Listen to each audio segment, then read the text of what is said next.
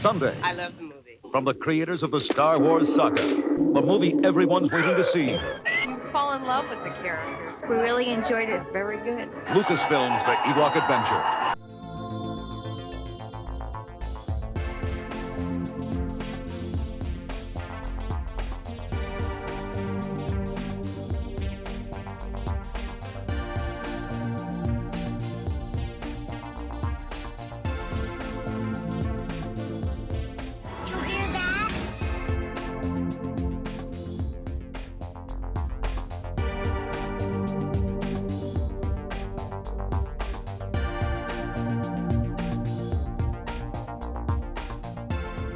And this young boy here on the camera is a very good actor.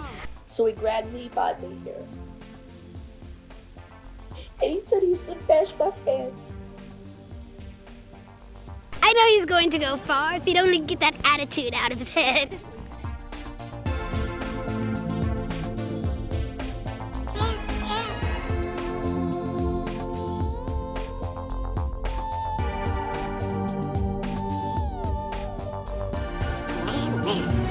Get back, Samuel! Get help! Get Dad! Mom, Mace, they're dead. Hey everyone, I am Richard Woloski. And over here, this is my sweetie wife, Sarah Woloski. Hello, everyone. We are the hosts of the podcast, Skywalking Through Neverland. Oh, thank you. And we want to thank everyone, even Tebow, for coming to our panel celebrating the Ewok Adventures.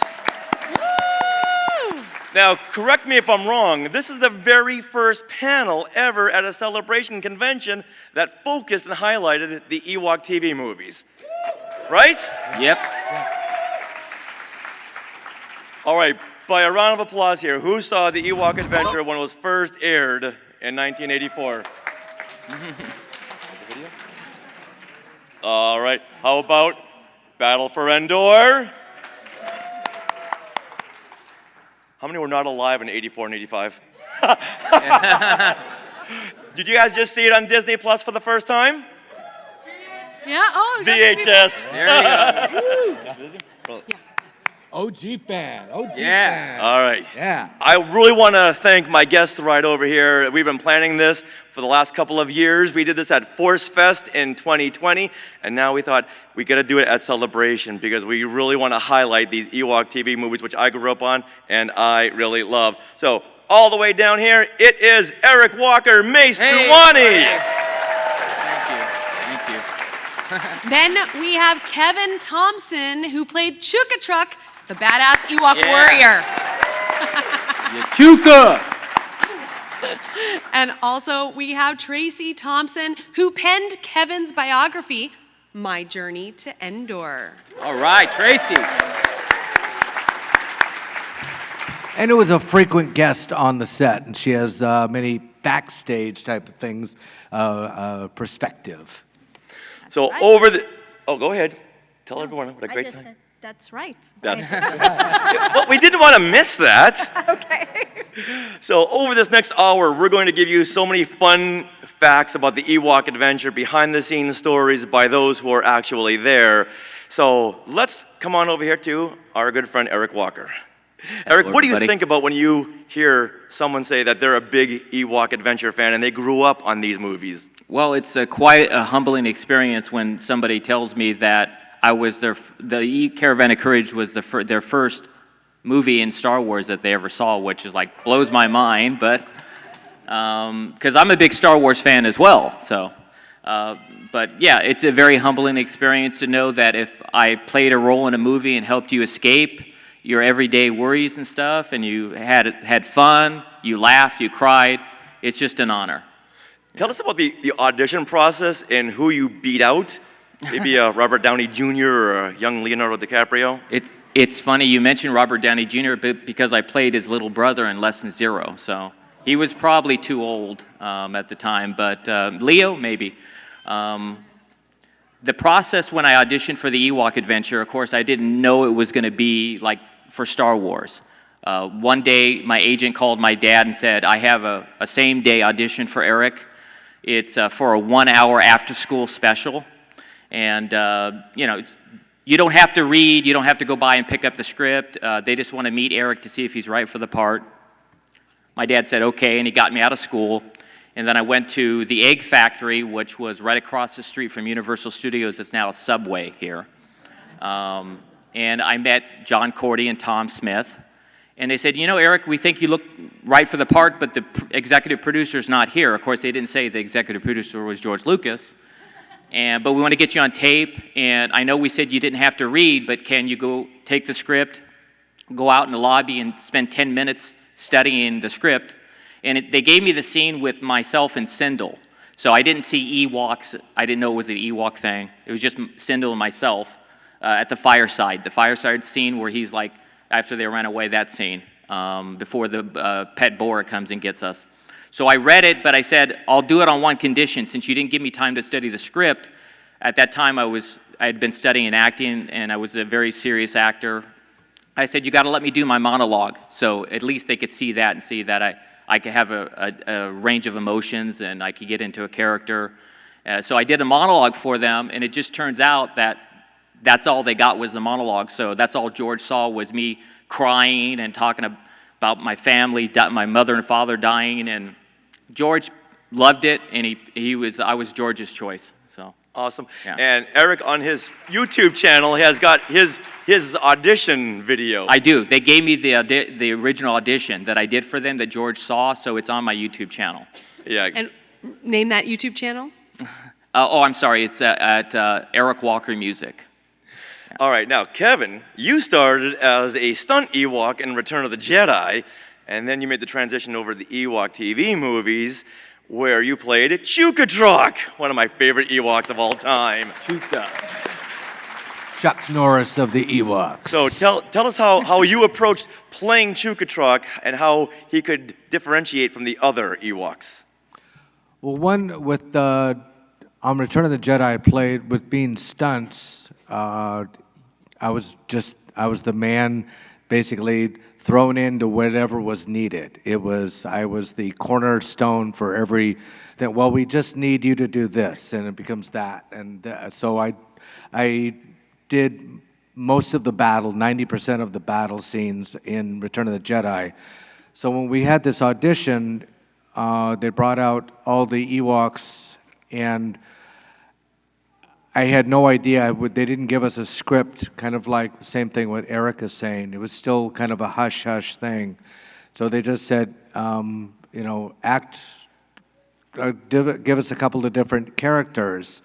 And I just started working out different things, and then went, yeah, more of that. And so it was kind of like almost like a Santa Claus or like a Hoss Cartwright type of a type of a character. I'm big, I'm burly. I was one of the largest Ewoks out there, and I always wanted to be the tougher Ewok. I love that Warwick sold the whole thing with that scene on Princess Leia at the log, and he was the cute one. So I knew that I was not going to be as cute as Warwick. That was just a given.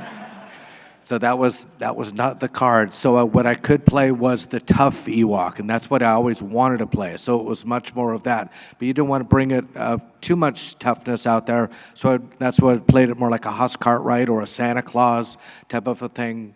Of you're a happy guy, but I know how strong I am. I'm stronger than everybody else, but I don't have to show it.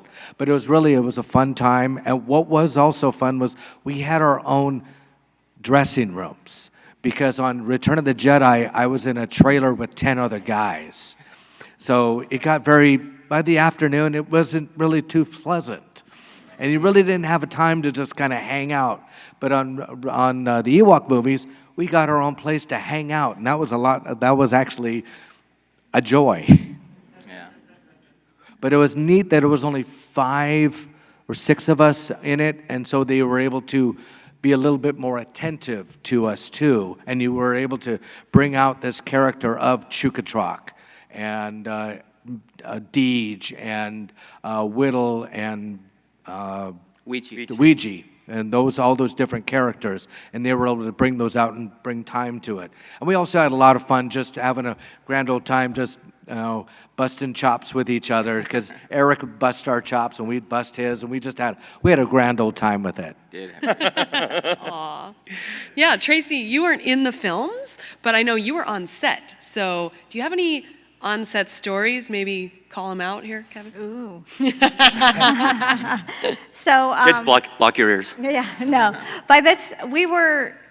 This was pre-marriage, right? Right. So We were just dating. we were dating at the time, and so I got to go on the set every weekend. I flew in because I'm from Southern California, and they filmed in Northern California, and so I got to hang out on set and see them behind the scenes. And Eric was just a kid, and it was fun to get to know him and his dad.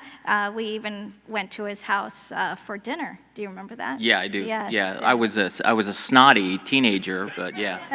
But that's okay. We all were That's teenagers. another story. But no, he wasn't. But yeah, so it was fun to see the behind the scenes and get to know Kevin a little bit more as an Ewok. So and his private dressing room. I won't go into that, but since he was talking about his lot own of kids here. trailer, but We had cookies. cookies, no.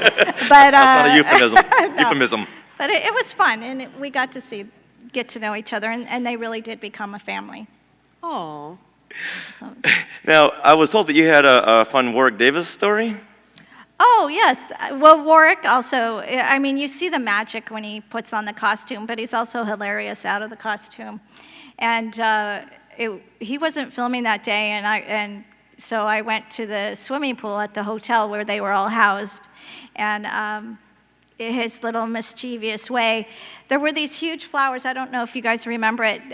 They were set flowers with props, and they were huge. They were almost bigger than Warwick. And Yeah, that scene was deleted. It was the gulping deleted, flower right. glade, yeah. yeah, and so he got to keep the flowers.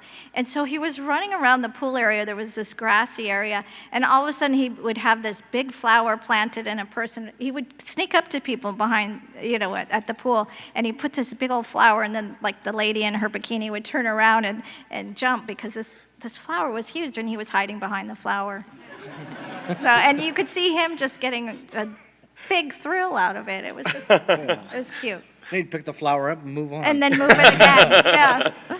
Like a little Warner Brother cartoon. Get to his next victim. Yeah, and we had dinner with them not too long ago, and he said, I still have those flowers. Oh. So he Wow. kept those prop flowers. Oh. Yeah. He had wonder- kind of forgotten where he got it He's like, from. where'd these flowers go? And I told him the story. He goes, oh, yeah. So I wonder where he keeps them. I don't know. Interesting. Yeah, Where would you keep prop flowers? yeah, With the other prop stuff that you stole. I mean, took from the set right. by permission of Lucasfilm. Well, Tracey, like you, I wasn't in the Ewok Adventure, but I did try to sneak on the set. Huh. What gave it away? Yeah, I don't know. I didn't even shave my legs. Now, Eric and Kevin, you two were directed by John Cordy, who just passed away, unfortunately. So how did he direct kids and Ewoks? Eric? Well, John was what we call an actor's director. That means he knows something about acting. He could help you that way, where George Lucas is more of a technical director. Both are great at what they do. They're just different type of directors. John would discuss a scene with me and where he thought it should go, what he thought our motivation was. He was very, very, very, very calm. He was able to put up with a lot of stuff from kids, like I mentioned earlier, being a teenager, and he just had a very gentle way about himself, how he approached directing. Go ahead, Kevin. No, he had just finished the Battle of Miss Jane Pittman, and where Cicely Tyson, I think, had won the Emmy Award for that. So he really was, like you said, an actor's director. And he was really actually very good with both you and Aubrey. It was her first time acting on this, and so she was very new to it. And also the parents were very new to this whole thing. It's true. And so she kind of sometimes there was almost like an improv type of a thing of the lines for you guys to work it out. That's right. He would just type of work the scene out, because when you're working with children like that, and my wife and I are both dialogue coaches on different TV and movies, and different way a lot of times about that age of the child, they don't they can't read, so how are they learning lines? So a lot of times the improv and the production was a lot weight on you because Right. you had to make sure that your scene was right. Yeah, that's true. And she was 4 years old, so of course she couldn't read. If you read the original script from the Ewok Adventure, it was more of it wasn't just, it ended up being a lot of Mace in it because of what Kevin just said. But if you read the original script, Sindel had a lot more lines, and it was more of a Sindel and Mace story. But of course, a lot of her dialogue did get cut and then given to me. And it turned out good still, either way. But yeah, and then in the second movie, she was 5, so 1 year made a huge difference. So she did a great job in A Battle for Endor. So. Yeah, all of a sudden she became Julia Roberts. Whereas George Lucas has his faster and more intense, how did John Cordy direct? You were 15 and Right. she was 4, so how did he direct her as opposed to directing you? He was just well, with me, we could sit. In fact, I even have a picture of us two together sitting in chairs talking about a scene. I think there's a publicity still. Well, that's when I was interviewing him for the making of the Ewok Adventure, which Warwick Davis and I made, and it's never been released. So we need to get them to release that as well. But he just had, like I said, he would talk with her and he would feed the lines to her, and only he would speak to Aubrey when she had to say her lines, so he would tell her what to say, then she would repeat it. And yeah, like I said, it was just, it was a slower pace. It wasn't fast and intense. It was more like help us get into character type of thing. So it was a lot slower. But when George visited the set, suddenly everything was running 100 miles an hour faster. And you were directed by George Lucas. Yes, that's right. He wouldn't announce it back in the day because of some stuff that was going on, but now, yeah, George directed the 1 week reshoot where we did all the pickup shots because John Cordy had a prior commitment on another movie that he had to get started, so he didn't have the time. So George stepped in. And the first day we did the pickup shots on the reshoot, it had George Lucas written as the director. And then the next day, I don't know if you noticed that, it changed back to John Cordy. I think maybe the AD got in trouble for putting George's name on the call sheet, but we have the call sheet, so we have proof, George. No. And what was that one big scene that he directed you in? He directed. It's amazing how many stuff that we did. Like the scene where we go get more medicine for Sindel. That scene where I stick my hand in the tree. That's George's. He directed that scene. That scene was replaced. It was supposed to be the flower scene. Oh. Where we went to the flower and got the medicine there, but I guess he didn't like the way it turned out, or something happened. What else did he direct? He directed that scene. In that scene where you put your hand in the tree and something grabbed Tree, you? yes, he directed that scene. What was that reused prop? It was a prop from Empire Strikes Back. They just redressed it. The scene where they're inside was it an asteroid? The asteroid, yeah. Yeah, and then they escape because they're inside the creature. It's the space slug. Space slug there. Instead of being like it's 40 feet long, it's 4 feet long. Yeah, it's a small little. Yeah. That's so funny. You've been on Skywalking Through Neverland podcast. Yeah. Thank you very much. And one of the most amazing things that you had ever shared is that a lot of what we hear from Sindel is not by Aubrey Miller. Yeah, the first movie, again, because of Aubrey's age, in Caravan of Courage, the first Ewok movie, that's not Aubrey Miller's voice. They brought in another actress, her name was Tiffany Brissett, is that her name? I think she was on Small Wonder. She was the robot later. My name is Vicky. Pleased to meet you. But she played Sindel in the first one. But by the second Ewok movie, again, the Battle for Endor, Aubrey, I was real proud of her because she was old enough to do her own voice in the second movie. So that's her voice in the second movie. Yeah. Okay. And in fact, does everybody realize that one of the reasons why the Ewok movies were done, not because just Warwick did a wonderful job, but George and Amanda were going through a divorce, and he decided he was going to make a fairy tale for his daughter, Amanda. Oh. Yeah, so it was... He and Marcia were getting divorced? Yeah, he and Marcia were getting divorced at that time, and it just either finished, and so he made this whole fairy tale for his daughter, Amanda. Amanda Lewis. I was Yeah. getting names Yeah. mixed up.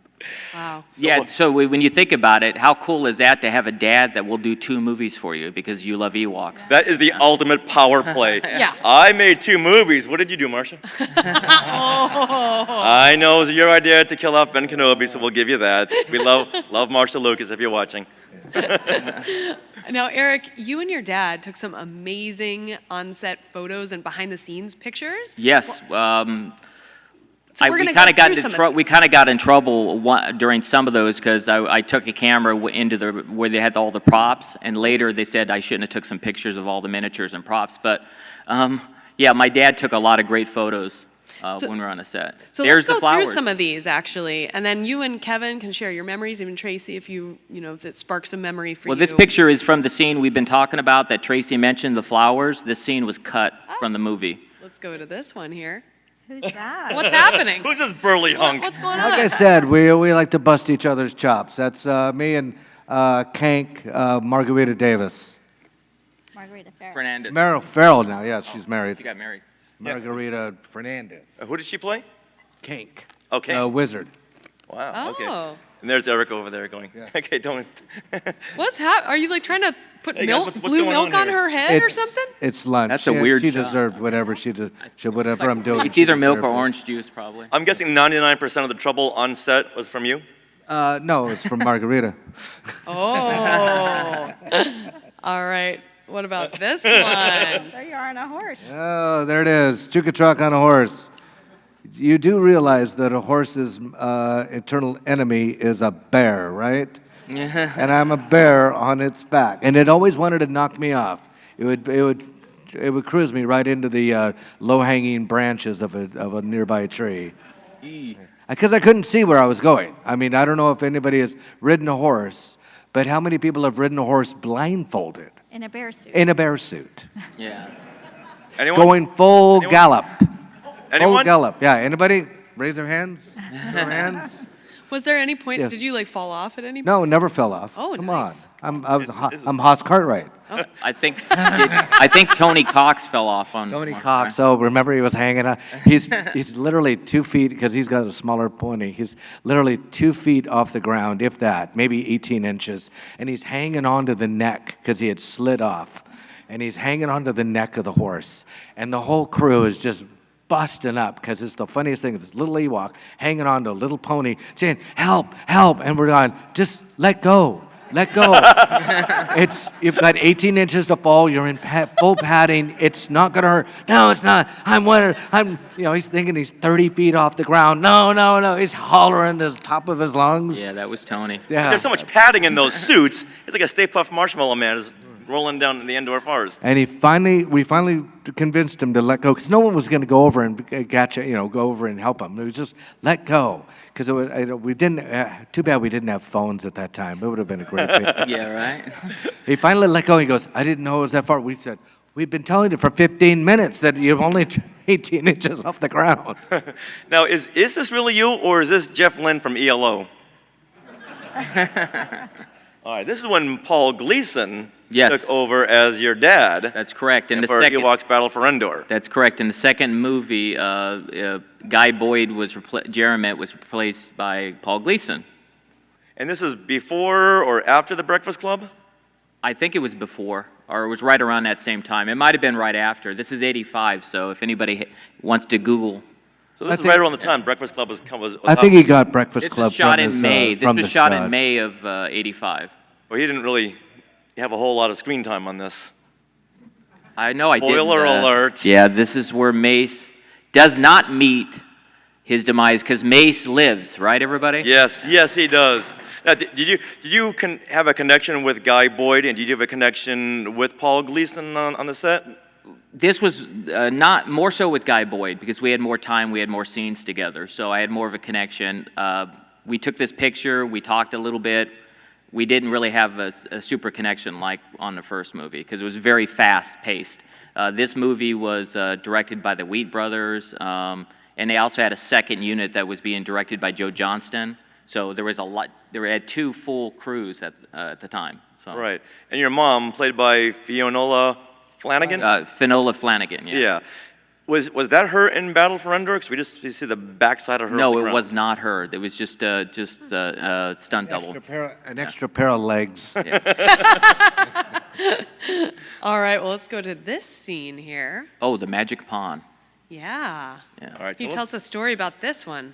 This was a little pond that they made on Skywalker Ranch, and they just made this pond, and I had to go under the water and be trapped, and it wasn't very deep, so I had to like wait. You know, it wasn't too deep, so it was hard to get all the way under the ground. Later, for the other shots where you see me actually trapped, that was shot in a swimming pool, so it was very different. Actually, the swimming pool we shot the last day of filming in a swimming pool. Now, Warwick is very close to that edge. I'm really worried right now. Any accidents? Not that day.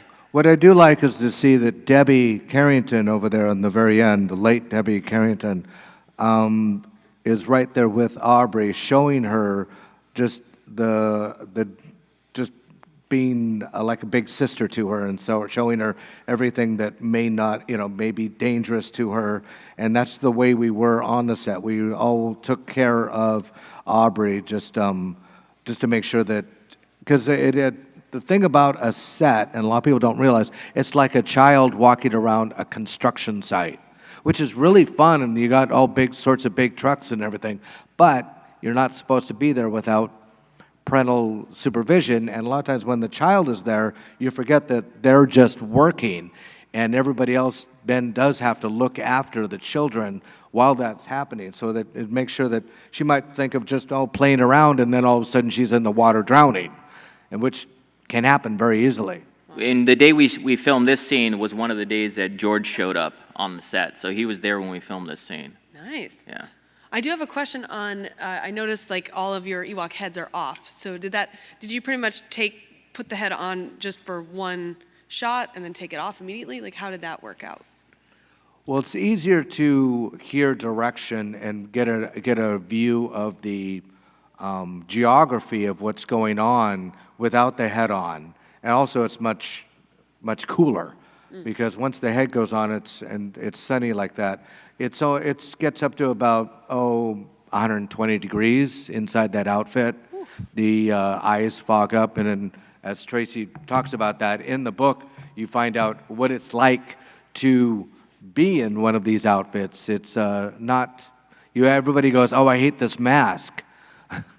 Yeah, really. I laugh at you people. I laugh at you people. And where was this shot? That was on Skywalker Ranch.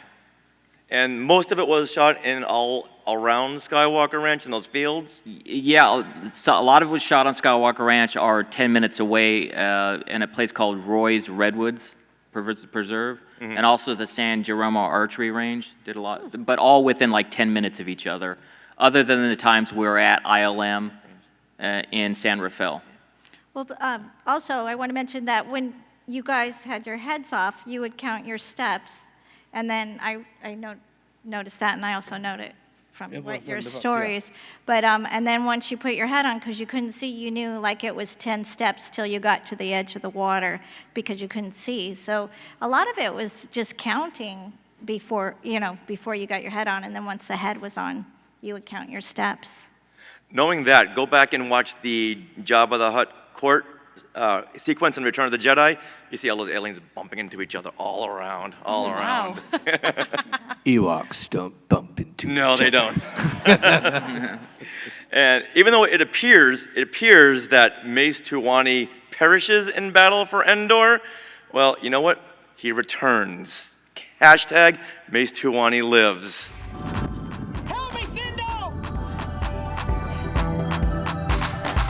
Hey now, listen up.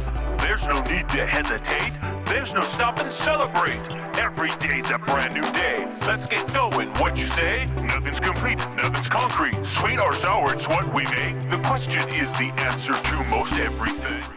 Now, in 1985, when I saw Battle for Endor, I was really sad that the whole Towani family, except for Sindel, died. That really bothered me. So when you and I became friends and you said you want to do a music video, it's like, we got to bring Mace back. Yes. You've got to bring him back. Yeah.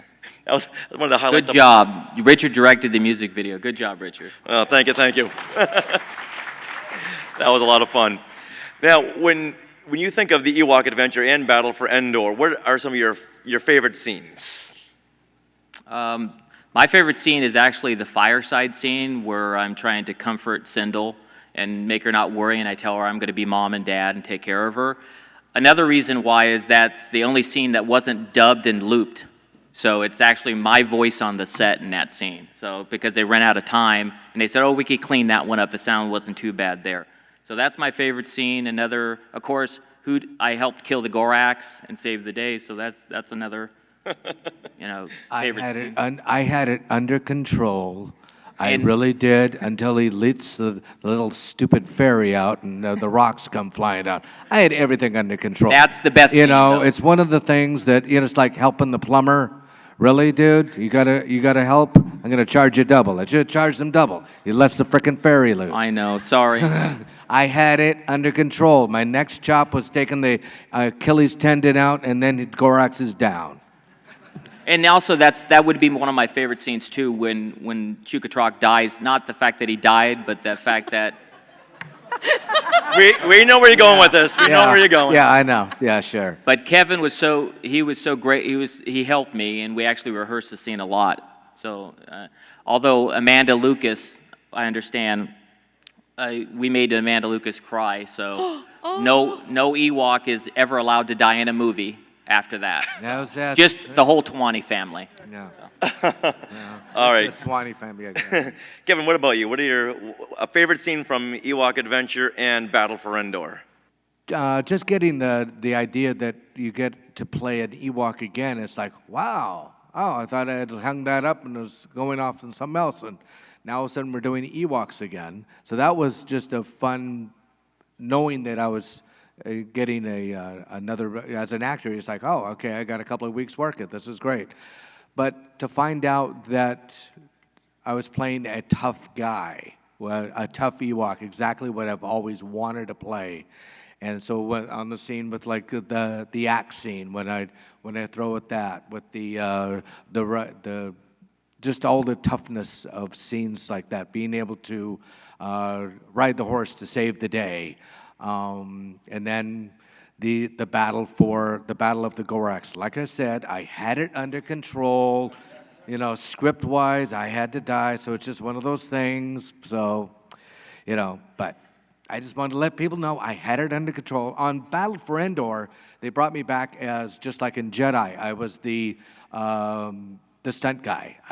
There's one scene in the very beginning, I throw a spear, and then I throw an axe, and then they put a different head on me, and then I throw an axe, and then I shoot an arrow at them, and then so it was fun doing all the crazy Ewok things of one in the battle, and then when we get with Wilford Brimley, and we take on the, what were those guys' name? The Marauders? The Marauders. Yeah. The Marauders. We take on the Marauders for that final, I asked him, he's already not quite dead, but almost there. But that was fun doing all those battle scenes again during the Battle for Endor. All right, Tracey. Yeah. What's the one scene that when it comes on, you got to tell Kevin, shh, I want to see this? Well, I like the fireside scene. I was there visiting, and I think it was the first time, wasn't it more advanced technology, where they actually were up for an Emmy for the fairies Special and the lighting of that. I remember watching you guys in the campsite or the campfire, and they put the lights, like it almost looked like Christmas lights was it on a fishing hook? Yes, it was. And they buried the lights in the dirt, and then they whipped it up.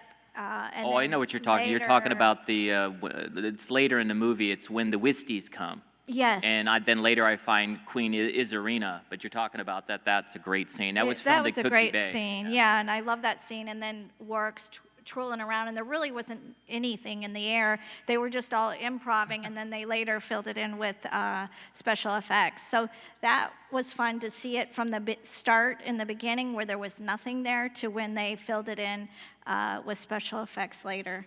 And then I also like seeing the Ewoks with their character development, because they didn't really, I mean, they had characters in Jedi, but these were specific characters that they really built themselves on. It was Right, acting in the suit and having it come out, as Oh, purpose yeah. I of think character. Kevin really exemplified that statement. Well, it's also what, like the Ewoks that were the actors who were chosen as Ewoks in for the family. You had Dan Frischman, who played Deej, the dad. He was a Shakespearean actor, and he was very well respected on the set of Return of the Jedi, because he was always the first one in the outfit, the last one out, and he never complained, and he really, I think he brought that fatherhood out of that. Debbie, who played the older brother, was the Ewok with the most memorable death scene, of where the one Ewok dies and she does that whole, oh my gosh, buddy, wait, come on, let's go.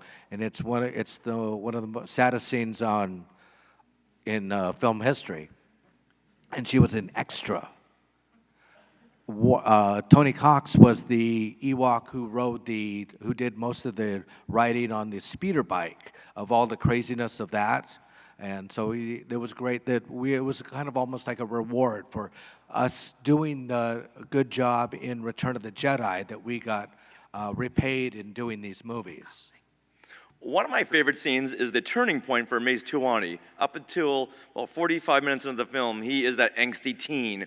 Right. But then comes the time when Chukha-Trok shows him up with the axe throwing contest. Yeah, he sure showed And me suddenly Mace is like, oh, okay, maybe I do need help. Right.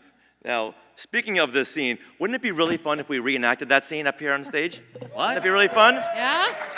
Right now? Well, then it's like we hadn't prepared this. Yeah. So let's have Eric Right now? and Kevin join me over here, Okay. down here, Down in front? below the screen. And Trace, if you want to stay up here, and you'll play the part of giggling Sindel, okay?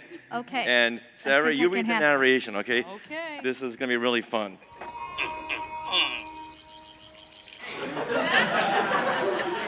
Hey, wait 1 minute here. Look at the. Chukha stops in his tracks, back towards Mace. Do you think we care if you're coming or not?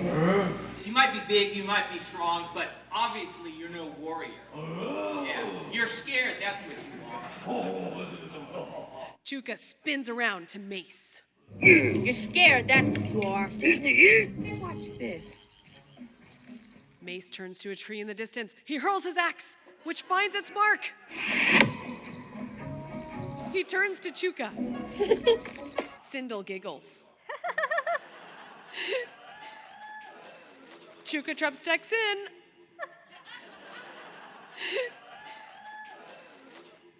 Uh-oh. And he throws his weapon. Whoa! It lands dead center in Mace's axe handle. Oh, I've never seen anything like that before. Will you please stop with that? We need What's up? I don't have anything else to do today.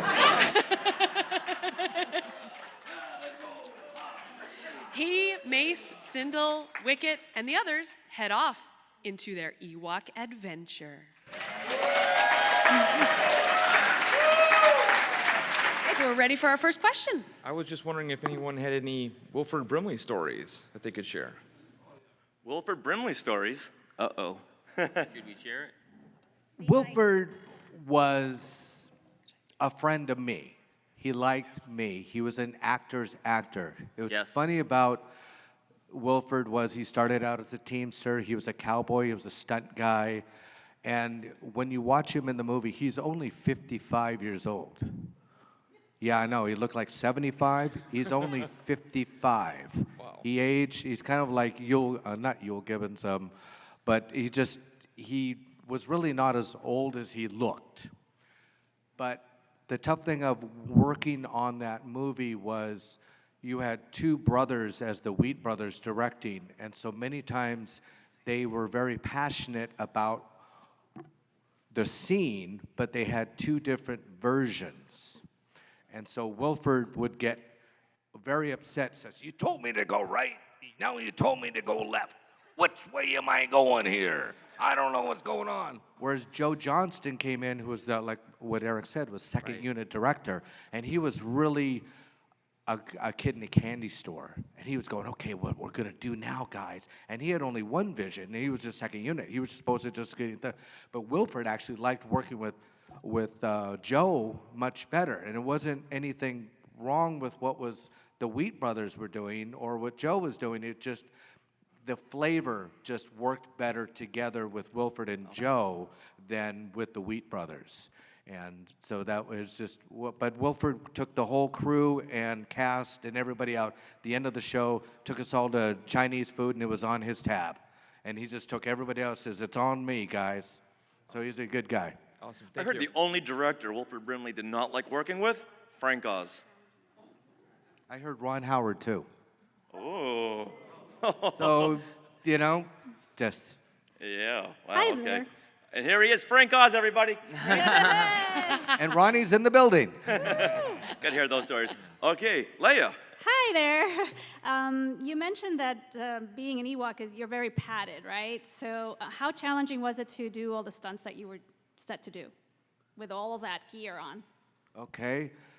What's easy is you close your eyes, stand up on a chair, put full padding on, and then jump. Oh. Just off of one of these little chairs, and it's easy. Sometimes it's easy to do the what's going to do on the stunt, but you're doing it when you can't see it all. You have explosions all around you. You have trees flying, black powder bombs going off, directions telling you which way to go. The end of a prop, so you have the lights, or you might be running off camera and running into the lights, so you have to know when to stop. And so you're saying it's easy? Yeah, it's very easy. Piece of cake. Thank you. You're welcome. Kevin, you were saying on Skywalking Through Neverland that you only got hurt once while you were doing stunts as an Ewok.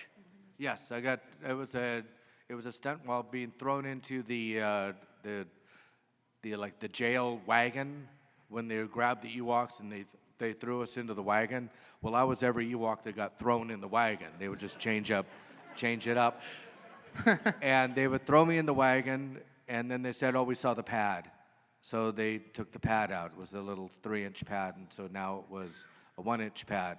And they threw me in the wagon, and they said, oh, no, we saw the pad again. So now it's just a ferny pad. There's little blankets, and they threw me in. They said, no, we saw that too. So now it's just wood. Yeah. Now it's just a wooden wagon. And I've already been thrown in the wagon, a half dozen times. And so then now they throw me in and said, okay, now we need a safety. Oh, well, something happened. So I got thrown in the wagon 4 more times. So, yeah, I came home, and it was on my birthday. Oh. It was on my birthday. And so then they sang me happy birthday. And the stunt coordinator it was a berry pie, and it was all these little candles in there. And they sang happy birthday. It was so nice. I was like, gosh, I'm so tired. And he goes, and it's a berry pie, and he throws it in my face right after they sang happy birthday. Oh. Mike Cassidy. Mike Cassidy. Yeah, stunt coordinator. And I go running after him because he knew that I'd be running after him. So I'm running after him with berry all over my face. His car is not only started, but the door is open. He jumps in and drives away. And I'm running after his car with berry. I'm looking like a freaking cartoon. So when they were throwing you in the back of that wagon, were they more concerned? He had an idea of what was about to happen to me. Oh. Were they more concerned for you, your safety, or this very expensive Ewok head? They were concerned over the shot if it worked. That's all. There was no concern for me. Oh. I'm a stunt man. They figured you got all that fur. You're fine. Oh. And you'll never be replaced by digital stuntmen. Yeah. No. All right, next. Yes. Hello, everyone. This is probably more of a question for Eric. Firstly, the Ewok Adventures were really such a showcase of, Ewok culture. There was such an expansion from what we actually saw in Return of the Jedi. And, one aspect of that was that, for example, the Warwick family hut was down on the ground. Yeah, I kind of imagine that as like a summer home. But my question really is, like, as far as the Ewok village up in the trees in Caravan of Courage, we see Logray's hut. What was it like? Like, how much of that was a set?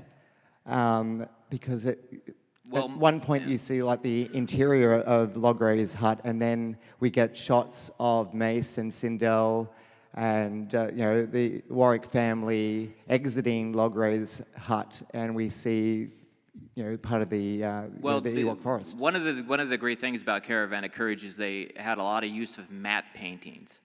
In fact, they had over 250 shots in Caravan of Courage. And at the time, they said that ILM worked on Star Trek: The Motion Picture, and this movie had the same number of effects in it, which was kind of interesting. But so the Ewoks, the trees were all matte paintings. That we had none of that on the set. Oh, wow. They did have the Warwick family hut on the ground in the redwoods, at Roy's Redwoods. The interior shots were shot at ILM on the main stage. They had the interior of the hut set up there.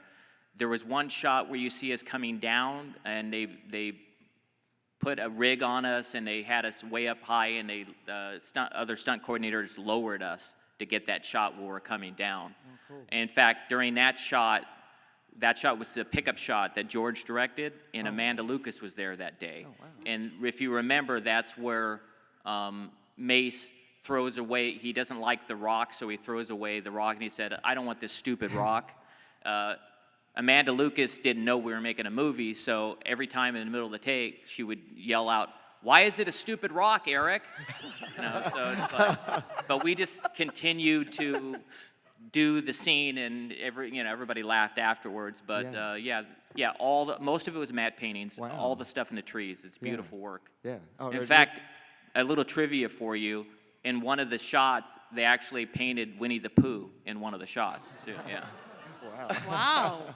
Yeah, so that was just a forced perspective on looking like that, and his hut was there, but it was just built, and that was the only thing there. Everything else was the matte painting. Wow. Yeah, really magical. Yeah, thank you so much. How you doing, buddy? Yeah. Where are you from? I'm from Australia, and I had the privilege of actually seeing both Ewok TV films at the cinema. That's right, how it was we in the saw movie theater. them Yeah. in Australia and New Zealand and countries like Japan. So we actually had to wait till May 1985 to see an Ewok Adventure, Caravan of Courage. So, and the interesting thing with the second one is that it was entitled Ewoks, The Marauders of Endor. That's right, you had the foreign title. Yes, yeah, which was really fascinating. So, and then it reverted back to Ewoks Battle For Endor when we got it released on video in 1988. So it was really, with a whole new poster, and I thought, wow, is this Ewoks 3? So, thank you so much. Thank you. We were supposed to do 3 movies originally. What is your name? Phil. Phil. Thank you very much, Phil. You're welcome. Yeah, that's something that's very, very, some rare facts, that the Ewok movies were released overseas theatrically. So if you ever want to win a trivia contest, you say, what's the 7th Star Wars film that would be released theatrically? People will say, Force Awakens. No, the Ewok Adventure, Caravan of Courage. Right. Right. I didn't say U.S., I just said released in theaters. Yeah. Does anyone know who the original Wicket was? The original, the Wicket was not Warwick Davis. Does anybody know? Brian Sims over here knows. Kenny Baker. Kenny Baker was supposed to be Wicket. Oh, that's right. Yeah. But as we find out in our book, one of the call sheets. On the call sheets, it's in there. It says that he is Wicket, and then one day he's Paploo and Warwick is Wicket, because on that day of that big scene with Carrie Fisher, Kenny got sick and he could not, and it was Carrie Fisher's last day of shooting up in the Redwoods, and so they wanted to do this. They're moving all the first unit stuff down to ILM, and they needed to get that scene done. And the first AD, Peter Middick, said, why don't we try this kid Warwick, see what happens. Nice. It's funny, whenever you see the mask being lifted off of Warwick Davis's head, he always gets a big smile on his face. Big smile. He was, what, 11? Yeah. He was loving it, yeah. Awesome. Now we have time for a final question. Come Hello, on. everybody. This is my first Star Wars celebration along with my family that's over there. Welcome. My kid. I think it's so awesome that we were able to include an Ewok Adventure panel. I love these movies. Growing up, my experience was I was not an English speaker, writer until later on, my maybe 10-year-old or so. So I watched this movie in English. So I learned a lot of English watching these movies, along with my father, my brothers, and now to be able to share it with my son and my wife, it's an awesome experience. And I was just wondering if back then you knew how big or how beloved these movies would be, basically 40 years down the line. Well, I mean, no, we wouldn't. Who would have guessed 38 years ago this June we were filming Caravan of Courage? No way. I don't even think Lucasfilm thought that, because I share a story often. I was talking with one of the Lucasfilm publicists at the time, a lady, and she was saying, Eric, do you know how long you're going to be famous for? I go, I don't know, maybe a year or so. And she goes, this is Star Wars, Eric. You're going to be famous for at least 8 or 10 years. We're talking 38 years later, so no, we had no idea for sure. Yeah, you really don't know if you put something out there. It's an artist, and you draw something, you write something, you sing something. You just were having fun at the time, and you show your passion at that time doing it. And a lot of times you're going through the motions and saying it's a job today. And you have no idea that 40 years later down the road that we would even know this. There was an actor, he just was talking to me the other day. Do you think I could tell this with Dickie, what he was saying? Sure. Dickie Beer. Well, He yeah, was Dickie Boba Beers. Fett, yeah. Dickie Beers, who's the stunt coordinator for Boba Fett. His daughter and my son went to school together, and they had no idea who their fathers were. And they were saying, somebody had brought a book to school. It was a Star Wars book.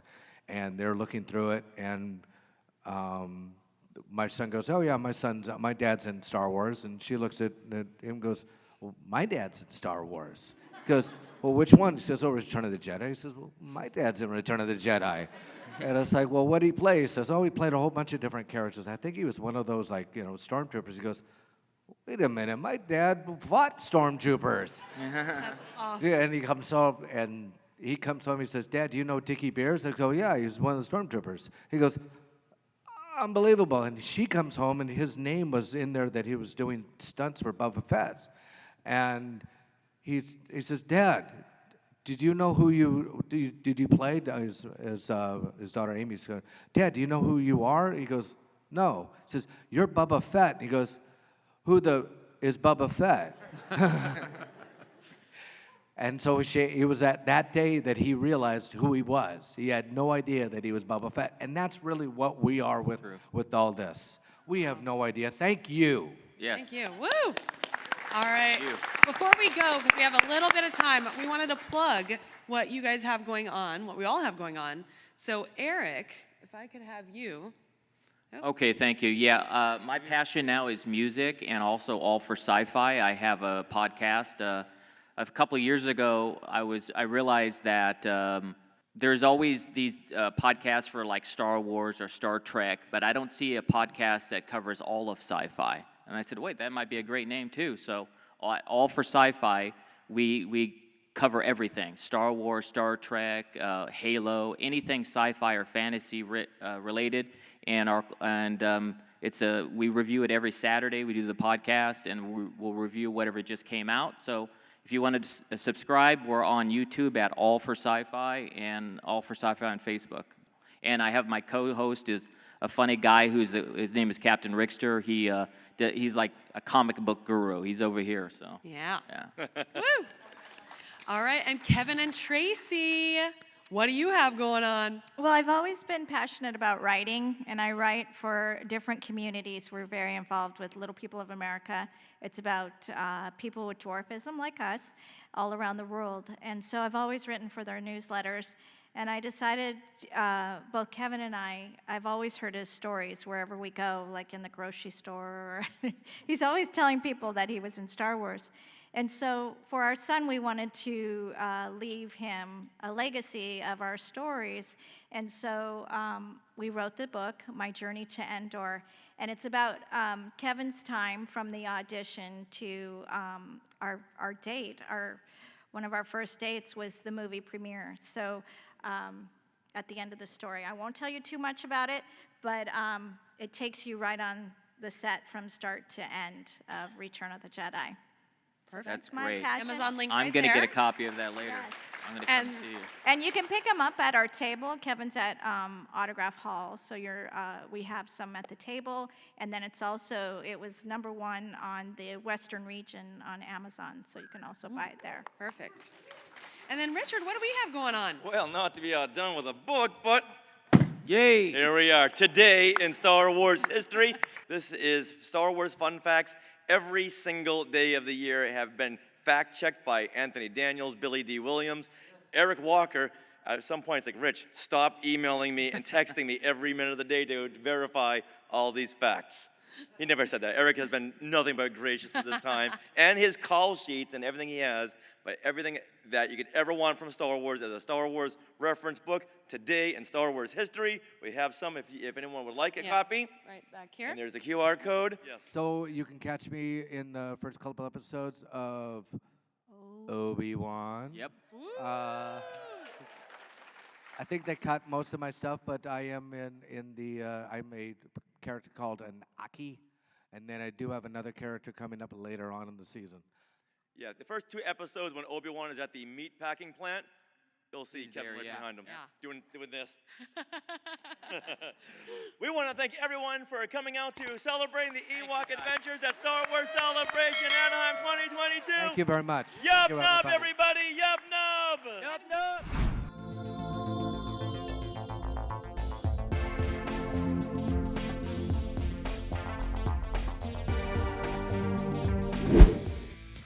Hey, look at those names to the left. They are part of the Skywalking Force, our Patreon. Become a producer yourself and check out all the Disney Plus themed bonus content available depending on the level you subscribe. Become a member of the elite Skywalking Force at skywalkingforce.com.